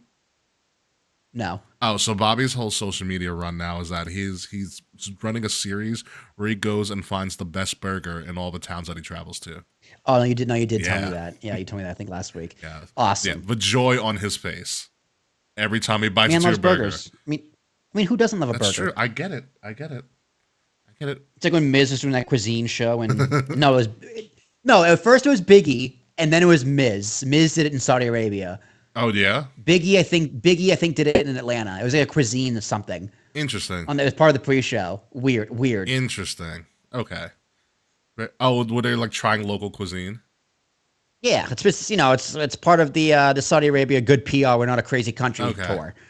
Okay. I mean, other pre-shows have done it before, like college football's notorious for that. Like College Game Day, they'll have like... Oh, the stadium food? No, it's not stadium food. So they'll have Max Caster was a thank you. MVP handed Max Caster be acclaimed the card. No, also on College Game Day, they'll have like the best restaurant, their best barbecue restaurant or whatever in town. They'll make like these like 3 massive plates of food for the host, and like during a commercial break, they just get shelved out to them, and they just like put it right in front of them. Pat McAfee goes crazy because he's probably high, and he's just like chomping at the bit, like cakes and pies. It's crazy stuff on College Game Day. Moving on from this, we're both going Bobby here. MJF versus Roderick Strong. I know what you're thinking. Why not Adam Cole? So Adam Cole came back. He wants MJF. Roderick Strong was like, hey, MJF screwed me over too. I want him as well, even though we're kind of bros in the Undisputed Empire, whatever the fuck they're calling Undisputed Light. You know, so MJF was like, hey, I'm not going to face either one of you. You know, I'm not going to face both of you guys at the same time. He says this while getting a massage in a video promo. He's like getting a massage with some random chick. Like, it's great heel work of like, I don't care about either of you guys. And so the stipulation was the first person to get 3 consecutive wins will face me at Full Gear. And then MJF hired some help to make sure that Adam Cole did not get his 3rd win in a row. So now we have Roderick Strong versus MJF. Who cares? I don't. Here's the thing. It should have been Adam Cole. There should be a way to sneak Adam Cole into this. Because. Is he healthy? Yeah, he's perfectly fine. He's been doing good. He's doing good. The thing about it is, this is not Roderick Strong's story. So why are we delaying this story if we know it's supposed to be Adam Cole in the first place? You know what I mean? Well, Full Gear, I guess, isn't one of the major pay-per-views. It's one of the original 4. Yeah, well. Okay. Yeah. Well, didn't the Exploding Death Water barbed wire match happen in Full Gear? I don't remember. I try not to remember. Not a great track record. I try not to remember when that match occurred. I still, like, I can still see that ending vividly, be like, this is a disaster. Absolute disaster. But for here, I'm going to go MJF unless something wacky happens. Yeah, I MJF. think Bigger star. Yeah. Always go with the bigger star. Yeah, usually, especially so close to Long Island, he's totally gonna, talk it up. And crap and like Roddy's right. Like the problem with Roddy Strong has always been his issue. Roddy can't talk. Roddy can wrestle his face off. Yeah, he's never been a good promo. Yeah, Roddy can wrestle his face off. I love watching Roderick Strong wrestle. I don't want to hear him speak. That's the thing with Roddy.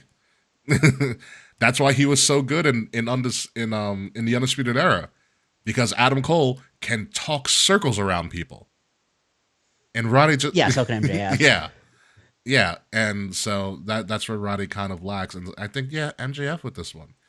So moving on to a battle of former best friends.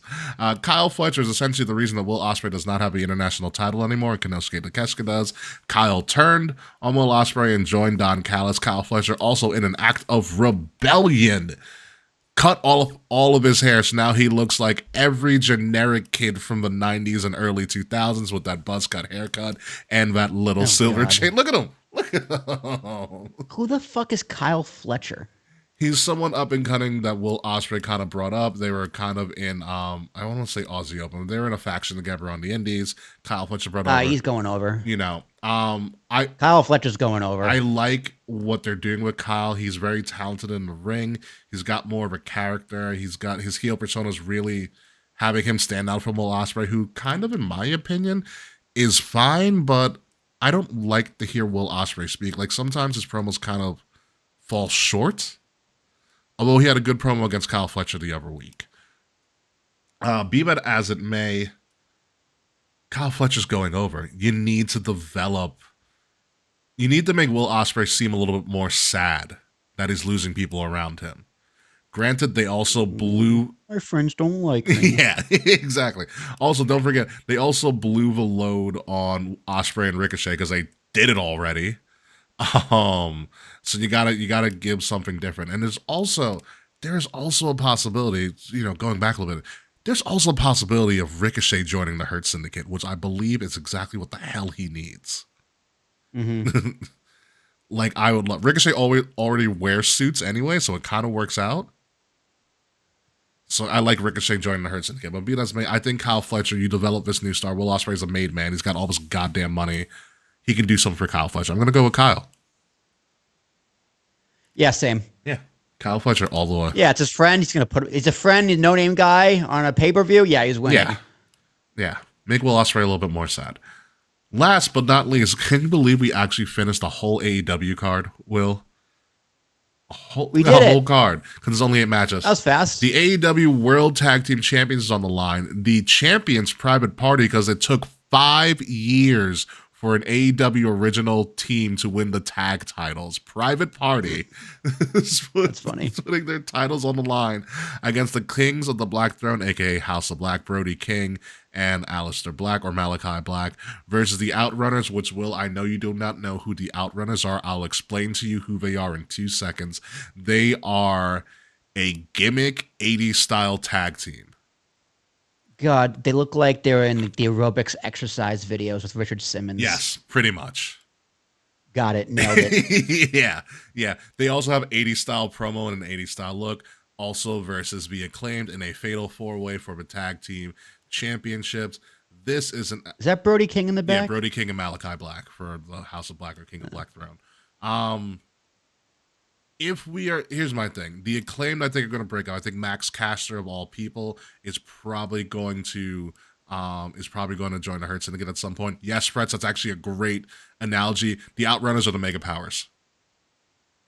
They're a gimmicked Mega Powers. AKA the oldest men alive. Yes. If you're going to run with Private Party and actually giving them their just due and actually being a tag team champion or a tag team that you're supposed to highlight, because the whole AEW thing of we're going to highlight new talent when we develop this thing and just gave it to the Young Bucks the whole time. I think you have to have Private Party win this. Yeah, I agree. Yeah, usually when it's a big thing like this, a giant clusterfuck, usually the champions retain. So, other than that, I thought the people I thought Aleister Black was Malachi Black was like Tony Storm for a second. Black and white. Thought it was Tony Storm. I mean, from afar, it looks like Tony Storm. His shirt or things in black and white.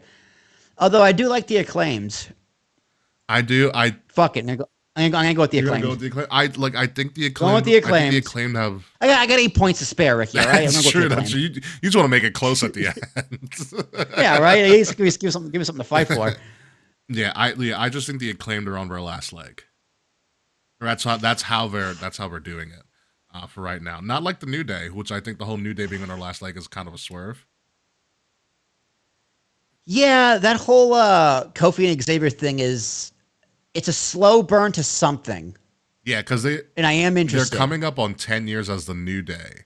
And I think when they hit the 10-year mark, which I think is next week, I think something's going to either be revealed.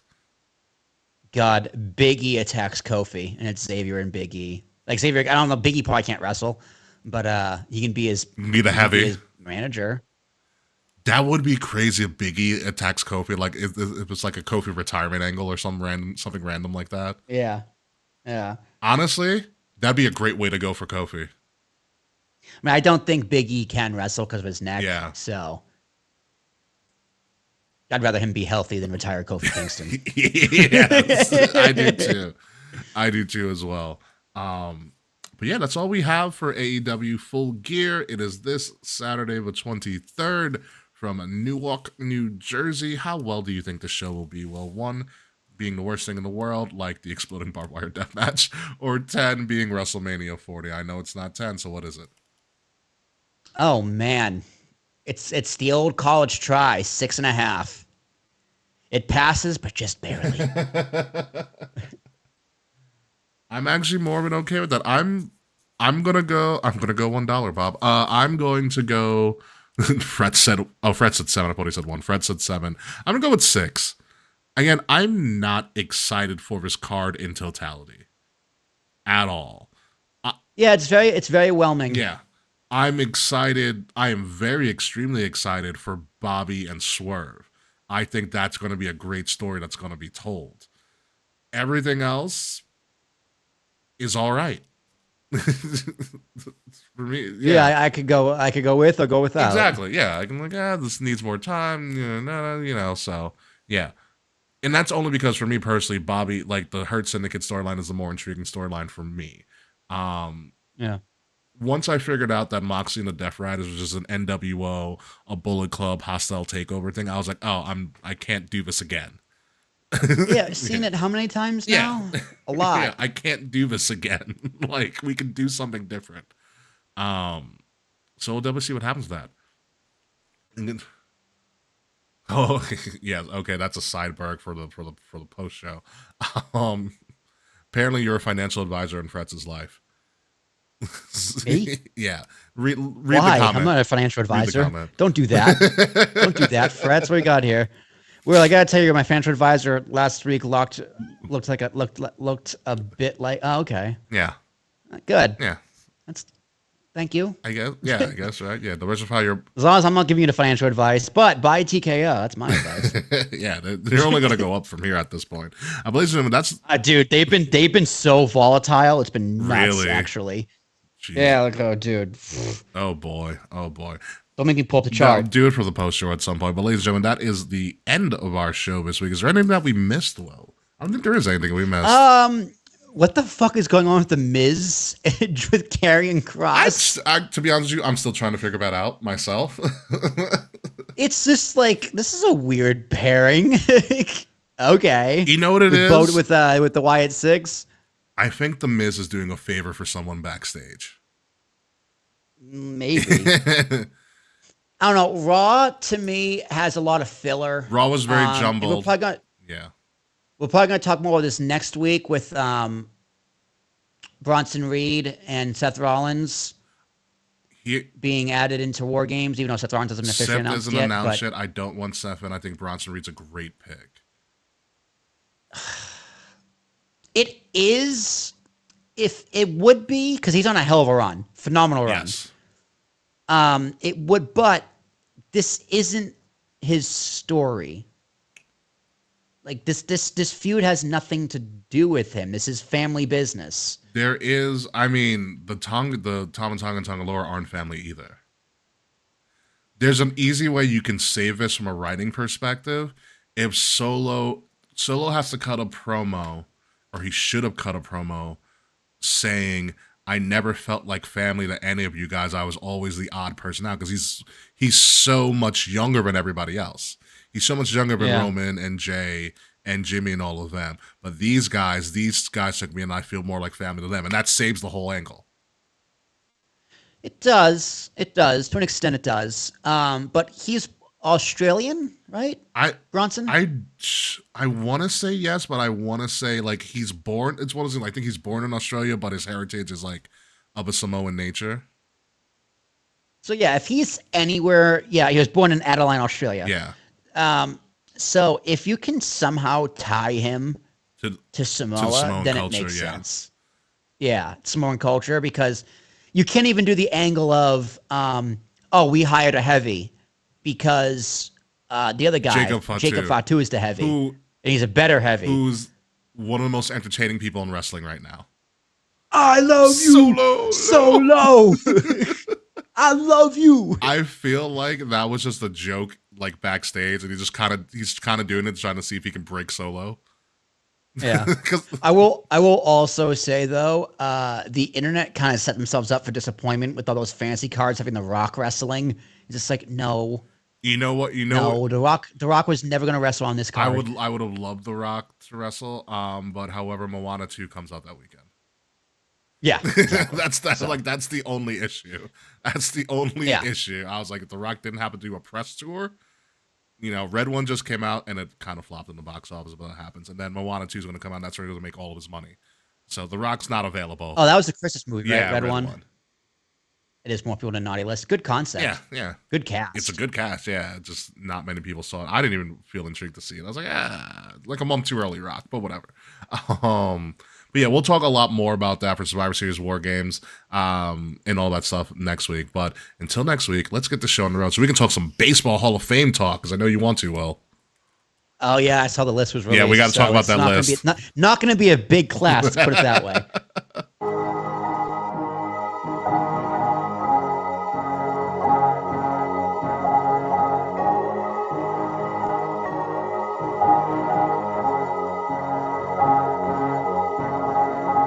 Ladies and gentlemen, you have been listening to Kings of the Rings podcast, episode number 394, full of gears. I am full of not wanting to talk about AEW Full Gear anymore. I've been your host, King Rickie Rose. You can find me at Ambassador Biggs across all social media outlets: Facebook, Twitter, Instagram, Snapchat, some people's DMs, less people's text messages, maybe Blue Sky at some point. I'm actually kind of on Threads. Just check that out too.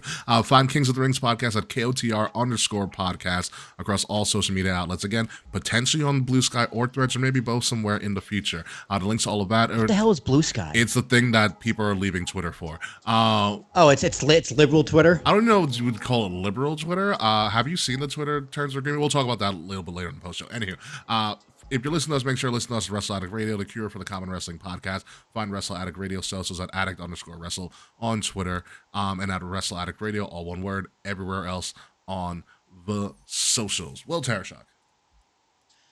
Yeah, but everything he said. I don't have. I had something to plug, but I forgot what it was. Nice.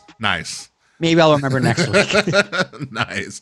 When we come back next week, we are going to go talk about Survivor Series War Games helming from our great neighbors to the north who are looking really friendly these days. We're going to see what happens at the end, not at the end, but with the conclusion of Full Gear. Maybe someone's joined the Hurt Syndicate, maybe someone's not. And we might get a little bit closer to crowning our first ever United States Women's Champion. Hopefully it's Chelsea Green. So until next week, folks, goodbye, good night. We'll see you soon. And someone who will never win the U.S. title, in my eyes, is Slack, because fuck you, Slack. See you later, folks.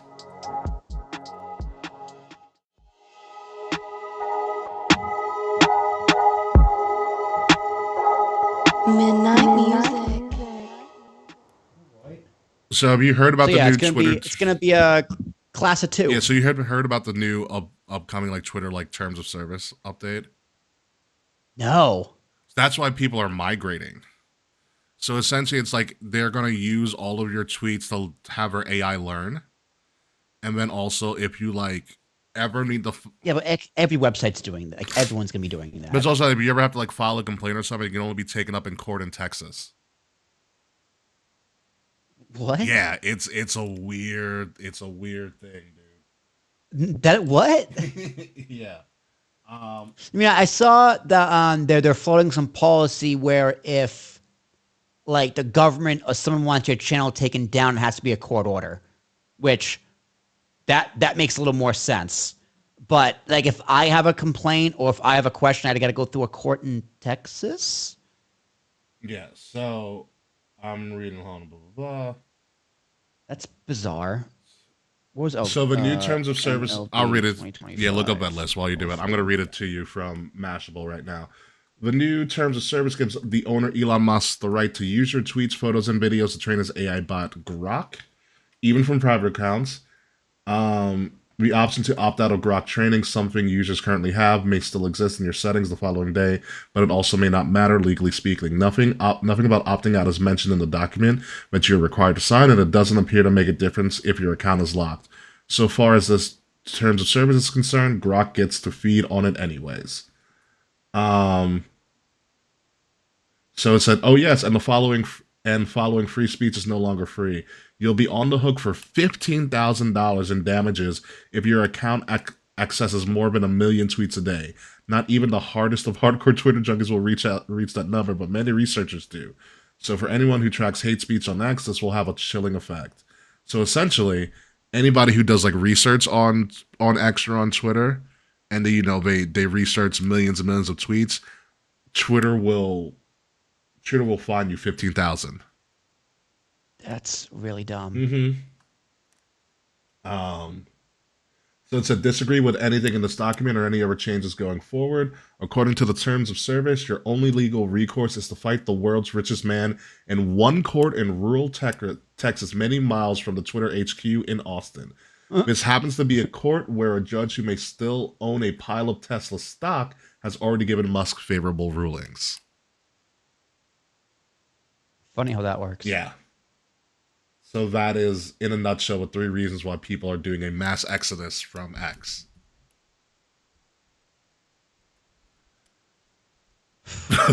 Crazy times we live in, man. People are fucking nuts. Yeah. So that's why a lot of people, and Blue Sky has been the big beneficiary of it, and so has Threads, which I have been on Threads. Blue Sky. It's, you know what it was? It started out as like an invite only thing. And now that's kind of over and you can kind of just join. I was talking to Fretz about it earlier. Apparently there is an option. There's like a Chrome attachment or a Chrome extension that you can use for it as well. And there's also a way where you can port over some of your current followers on Twitter to Blue Sky. Kind of like what you did with Threads. If they followed you on Instagram, they'll I just send it for Threads. It's pretty chill. It's not as crazy. I barely use social as it is. I use Instagram to send memes back and forth to my friends because that's what Instagram is for. Yeah. I use Facebook to see what the boomers are mad at. And a lot of I watched a lot of John Boy. John Boy Media? His reels on Facebook. Gotcha. Yeah. All right. So what's this list? Only one I know, but I feel like is a for sure first ballot is CC and Ichiro. Yes. Yeah. So let's go through the first time ballot Hall of Famers. First time on the ballot, and you'll just give me a yes or no. Then we'll go through the rest. Yeah. So number 1, Ichiro. Yes. CC. Well, what percentage do you think Ichiro gets? Over 90? 85. Like he'll max 85. Really? There's someone who's going to be a dick. Like the person who didn't unanimously vote Derek Jeter into the Hall. There's going to be a couple of dicks on there. Yeah. I say Ichiro gets 92. Okay. CC. Absolutely. Yeah, but I think it's probably gonna be closer than you think. You need what? You need 65. How much? What percentage do you need? I don't know actually the criteria. 75. I think it's because Billy Wagner had. It's probably gonna be like a super. It's got to be like a super majority or something like that. It's probably like 75%. I forget probably what the ruling is. But like CC's won a Cy Young, World Series champion. He has over what? Does he have 300 wins? He has 251. Ugh. Yeah, I still think strikeout. He's got a 3.74 ERA. Strikeouts. He's a lot of strikeouts. Let me find him. Strikeouts. He has 3,000 Ks. Yeah, he's in. So he's in. I say he's in, but it's gonna be close. It's not as clear cut as you think. Yeah, I think, but I think he gets in. I think he gets in. Dustin Pedroia. No, he didn't. He wasn't healthy long enough. Yeah, I never liked Pedroia when he was with the Sox. He got on my nerves a lot. Yeah, because one was the face stretch between every swing. Great player though, but he just couldn't stay healthy those last few years, and his career just tanked. Career 299 hitter, but that's about it. Yeah, that's about it. Ian Kingsler. No. King Felix Hernandez. Whew. He had a great run for a while. He's the only reason a lot of people watch the Mariners. I want to say yes, but I'm gonna say no. I think he misses it the first time. His career record's 169 and 136. I'll do it. 2,500 strikeouts. But you got to take into account that he played on the Mariners his entire career, and the Mariners were terrible. And he was still something. That's the thing, dude. Playing on a bad team brings down your numbers, and typically look at the numbers to get in the Hall of Fame. I think he is a Hall of Famer. I just don't think he's not first ballot. I don't think he's the first time around. Yeah, not first ballot. Troy Tulowitzki. No, it's the bad team curse. Nope, I agree. Ben Zobrist. No. Nope. Curtis Granderson. Grandy man? 249 career hitter. He's got the Yankees. 344 home runs, stolen bases. Oh, what's he have in stolen bases? Stolen bases. 153. No. He struck out too much. He was so solid with the Yanks for that couple of years. I'm going to say no. He'll get in a couple of years from now, but not right now. I don't think he ever gets in, personally. Hanley Ramirez. No. Agreed. Russell Martin. Catcher Russell Martin, right? Yes. He played on the Yanks, too, for a few years. Yeah, he did. He's on the fence. I'm going to say no this time around. I'm going to say no as well. Adam Jones. I think it was on Baltimore, Adam Jones. Great player. I forgot that he doesn't play anymore, but yeah, no. Yeah, nope. Brian McCann, McCann can? really good catcher. I loved McCann, but no. Was he on the Yankees Yes, too? he was. For like a year or two? He was. Yes, he was. I'm going to say no. No Brian McCann. Carlos Gonzalez, No. Padres and the Red Sox. Nope. Fernando Rodney, Pitcher? pitcher. What did he do? Was he a closer? I want to say he was relief. He was 327 saves. ERA at 380. That's high. 48 and 71 overall.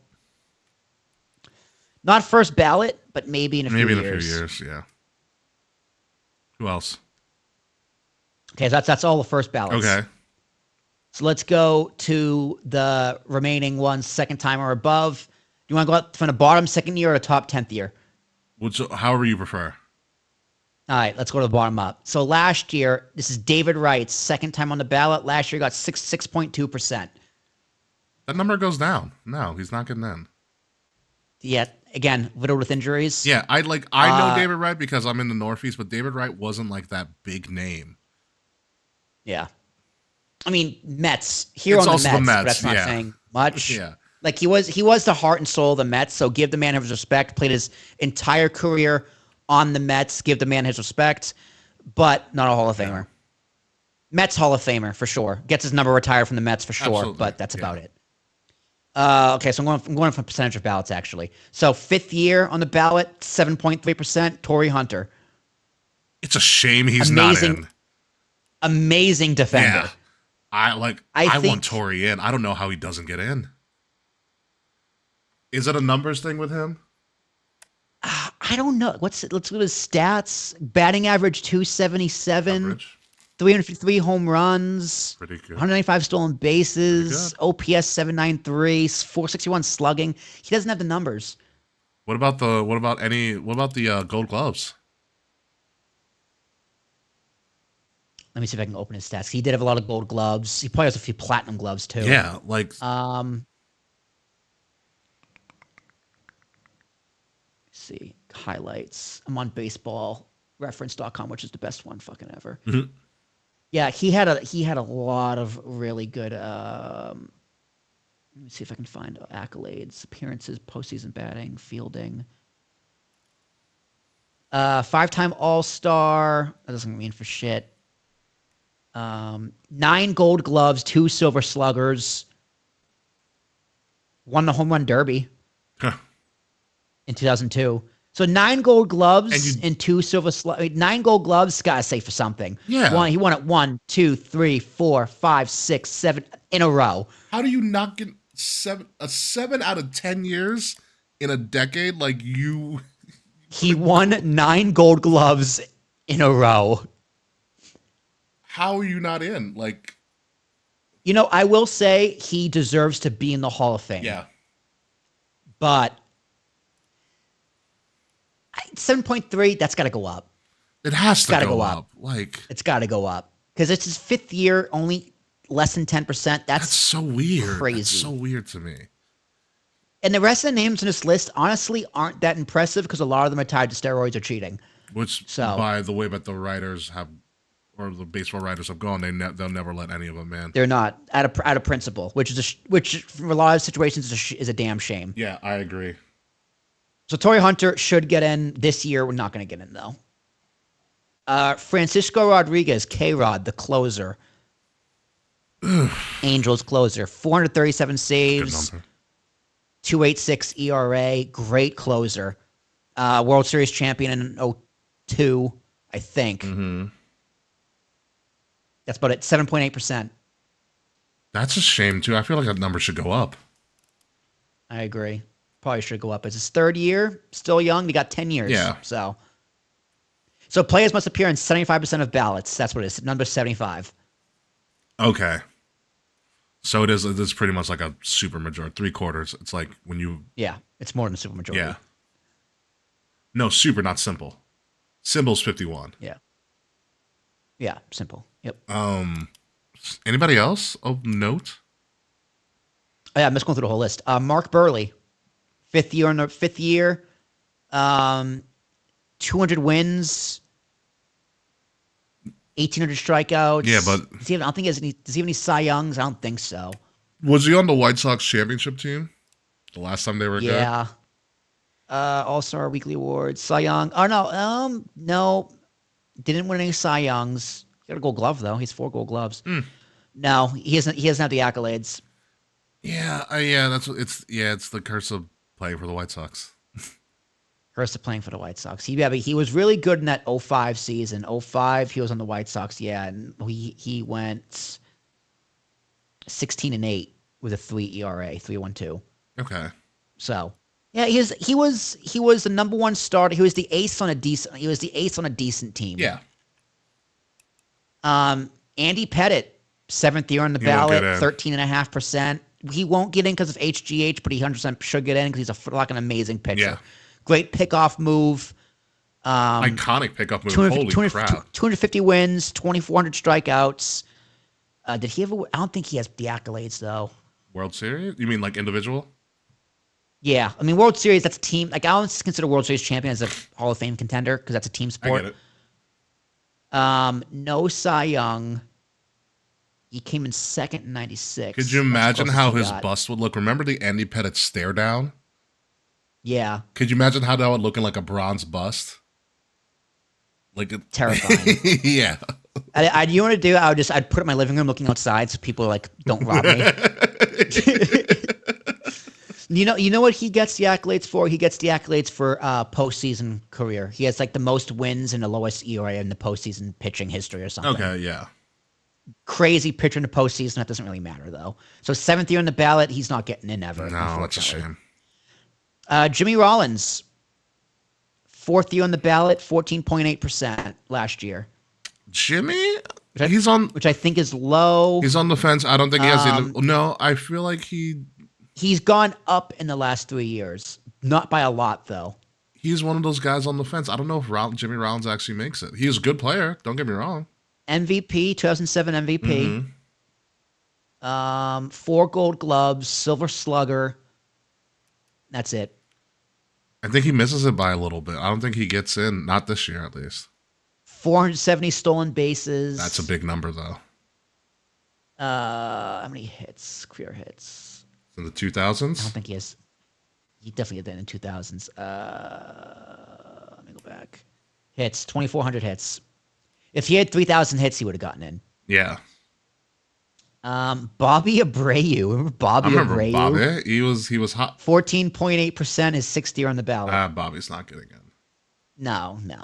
He won. He had that great home run derby, and that was it. Omar Vizquel, 8th year on the ballot, 17.7%. Omar was a shortstop, right? I think. Yeah. I remember. He plays a lot of gold. He plays a lot of gold gold gloves. Cleveland. He played for Seattle, Cleveland. I remember him. The Giants, Texas, the White Sox, and Toronto. I remember him in Cleveland because that Cleveland infield in like the late '90s was phenomenal. Yeah, and he's fluctuated. So his first on the ballot was 18. He was 37%. Got as high as 52 in 2020. Then he's dipped down to 17. So yeah, no. He has 11 Gold Gloves though. 93, 94, 95, 6, 7, 8, 9, 2001. 1, 2, 3, 4, 5, 6, 7, 8, 9 in a row, and again in 05 and 06. How do Gold Gloves not account for things like that? For me, that's 11 Gold Gloves and like what 11, 17-year career or something like that? Let's see. He played 89 to 2012. So that's a long time. 24 years. 24 years. So about half of the time he was a Gold Glover. Yeah. That's got to account for something. There's not many people that can do that for half of their career. Yeah, no, I agree. I think his time has passed, though. Which is a shame. He had his chance. Yeah, he is 57 years old. Chase Utley, his second year last year on the ballot. Last year he got 28.8, which I think is about right for him. Yeah, he's not. I don't think it goes higher than that. Chase was good, but he wasn't great. Yeah. Manny Ramirez should be a Hall of Famer, but linked to steroids. Yeah, not happening. And the press just didn't like him. Let's see his career batting average. Damn, he was a 312 career hitter. Oh, Manny was a wild boy. 555 home runs. Let's look at his accolades. I don't think he ever won an MVP. No. Man, Let's see. love how the fact that Let's see. Manny Ramirez is just a dude from the Bronx that just happened to play in Boston. I mean, he's from the Bronx. Yeah. That's the irony of him being a Red Sox. He's gone up every year in voting, not by much. Last year he dipped 1%. No MVPs, 7 awards. No Hank Aaron Award. No AL batting title, Hank Aaron Award, World Series MVP. No, nothing notable. So 9 Silver Sluggers. That's big. Never great on the field. So no Gold Gloves. No, not a Hall of Famer, unfortunately. A-Rod, 4th year on the ballot, 34.8%. Same thing, not getting in. 696 home runs, career 295 hitter, MVPs out the ass, Gold Gloves, batting titles. He's done it all. Yeah. Should be a Hall of Famer, but he's not. Carlos Beltran, 3rd year on the ballot, 57.1, but linked to the Astros cheating. Yeah. I would say that's a big wide no. Beltran was fine. I loved Beltran. He also a former Yankee. He was.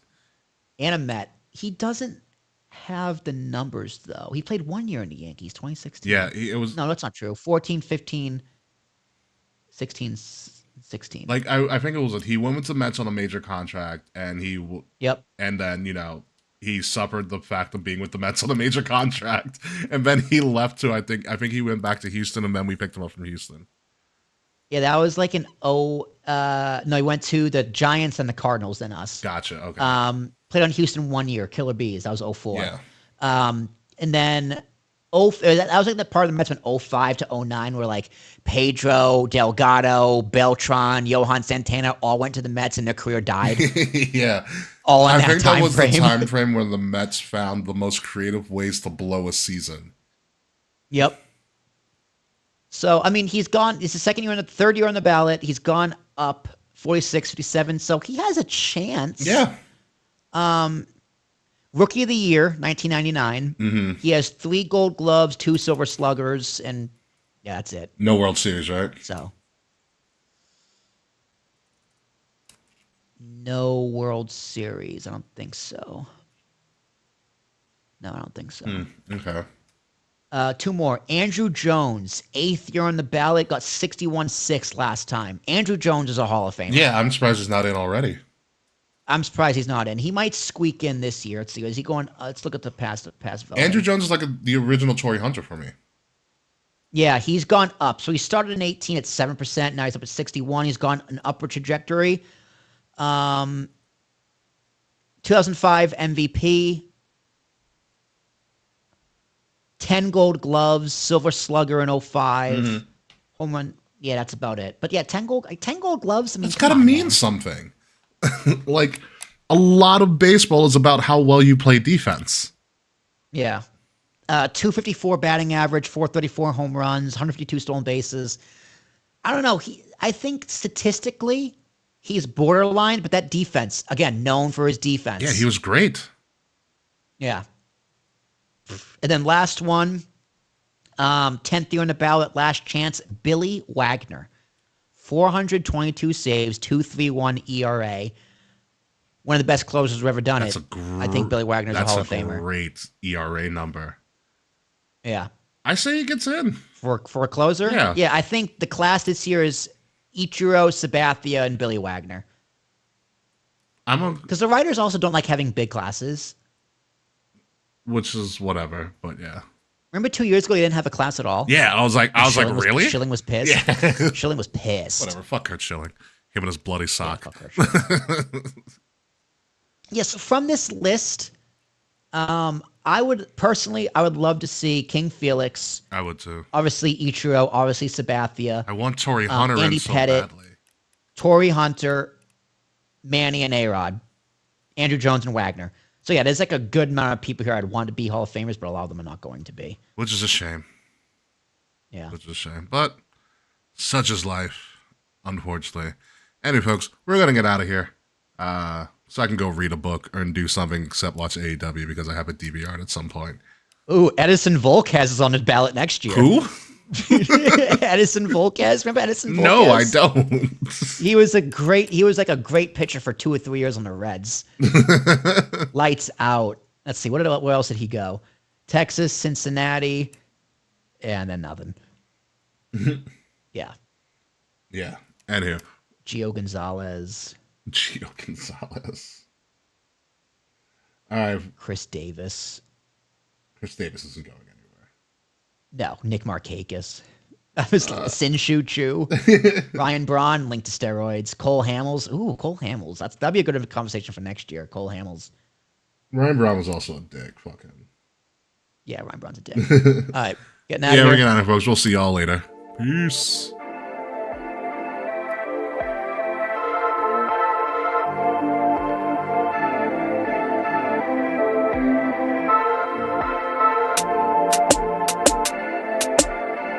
Midnight music.